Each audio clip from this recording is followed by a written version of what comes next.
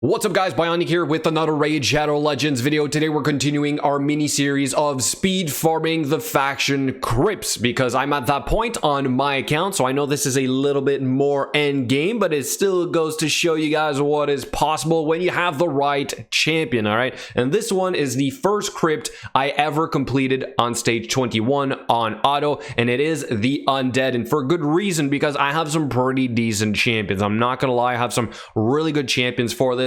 But I guess the good thing is that I'm using 3 fusion champions.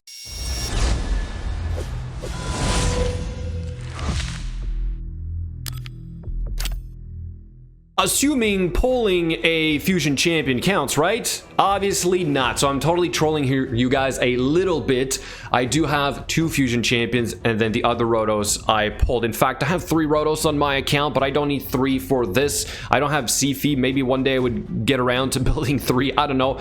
But let's just call it 2 fusion champions, 1 pulled rotos, 1 S tier champion, which is Bad Alcazar, and then a Seeker. It took a very long time for me to get a Seeker on my account. I had a different champion before. I'll show you guys the first time around when I completed this crypt to now what my speed farming team is. Also, these champions are built for other things, right? I said it before.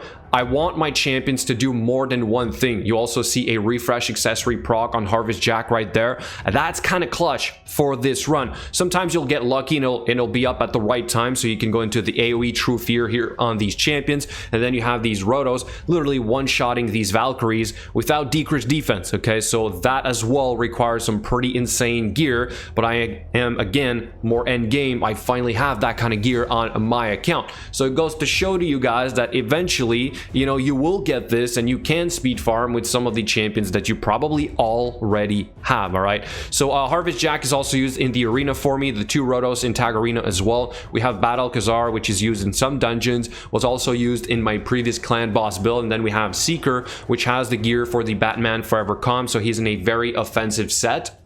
And I don't tweak him for this, right? Overall, you know, you're still at the mercy of this RNG right here on the boss, where you might get the True Fear on the wrong champ. The rotos can take a couple hits, but they're not going to proc the passive now. If you have a shield set, there was a slight change to how he works, which means that you don't get to counter attack as often, but overall not the end of the world. Right there, he also doesn't trigger again because it wasn't 50% of his HP. There was a shield portion. But anyway, overall, you have a 1 minute and 55 second team for the Undead 21. Now let's go check out their gear. Starting with the amazing Bad Alcazar, one of the OG S tier champions in this game, which I continue to use quite a bit on my account. Maybe not as much anymore except for the crypt because I have better teams for speed running the dungeons, but like he's able to solo the Dragon 20. He's able to duo the Dragon 25 with Aox the Remember. Same thing for the Ice Golem 25, and he was in my old clan boss team and allowed me to reach a 2-key Ultra Nightmare, which is why he's rocking a Stalwart set, because he's such a good healer that you can have all your other champions in that clan boss team be in Stalwart as well, so that they all last a little bit longer. And so I never really changed him. Okay, so 3.7k defense, 203 speed, 74% crit rate. You would want about 75% to make it perfect so that he reaches 100% with his own aura. We have 176% crit damage so that you get slightly better heals, right? You also scale off of attack on the A1, so like increased attack is actually pretty decent. So overall, one of the best healers in the game. We have relatively high resistance, maybe even too low for what we're doing against the Ice Golem 25 and Dragon 25, so I would suggest a little bit more. And then accuracy is okay-ish, but maybe aim for 220 if you want to replicate a similar build. So we have defense percent, resistance, defense, and defense here for the ring. The gloves are crit damage. As for the skills, they are all done. He's well worth it. And then for the masteries, we have a War Master for the tier 6 into the support tree, and a quick reminder that the Steadfast Mastery, if you put that on your lead champion in a clan boss team and everything else is equal in terms of buffs, this is going to count as a buff, and then the clan boss is going to pick a different target, the next champion on the grid, to stun. All right, so really effective, and I still run him this exact way. Next up, let's do my 2 newly re-geared rotos, which is why I got a speed run. All right, so the run used to be about 3 minute long, 2.5 minutes to 3 minute long. I suppose that one kind of got lucky there with the proc stock of Harvest Jack and that refresh accessory, but overall finally got these guys in Savage gear. So I've been farming the Fire Knight non-stop for the past, I'm gonna say, months now, just so I can finally get all the champions that I want in Savage gear. Okay, so really amazing. We have total stats 4.5k attack. I mean, this is maybe considered low for some end game accounts, but for me it's pretty darn good. Okay, 100% crit rate, 246% crit damage, relatively high resistance, and maybe not needed, but I do use this for the tag arena, so I find this a little bit more useful. And then with a resistance aura, for example, might make it so that you're less crowd control and you can actually win a couple fights. All right, so we do have on this one a resistance chest. Now if I really wanted to, I could put in attack percent chest, and this would be even a better or faster for the crypt, but for the time being I'm kind of happy with how this turned out. We do, however, compensate with an attack banner. Okay, so crit damage gloves. Oh no, crit rate on this one. Yeah, I was out of crit damage gloves at this point, so I was just kind of scraping together whatever was left over in terms of Savage gear. All the skills are done on this guy. In fact, they're done on both of them. And then this one has these masteries. I don't remember what I was doing with this, but we do have Helm Smasher for the tier 6. I think you guys can see that right there.